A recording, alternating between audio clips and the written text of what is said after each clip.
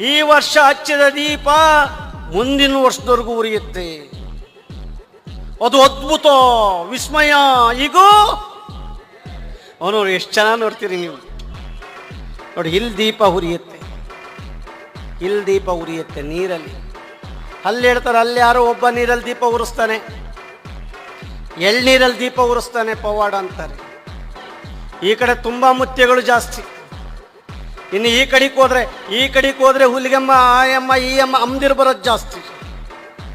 ಇನ್ನು ಆ ಕಡೆಗೆ ಹೋದ್ರೆ ಎಲ್ಲ ಮುತ್ಯಗಳು ಜಾಸ್ತಿ. ಮುತ್ಯಗಳು ಧರ್ಮ ಹೇಳ್ಕೊಡ್ರಪ್ಪ ಅಂತಂದ್ರೆ ಮಟ್ಕ ಆಡಿಸ್ತಾರೆ. ಇವತ್ತು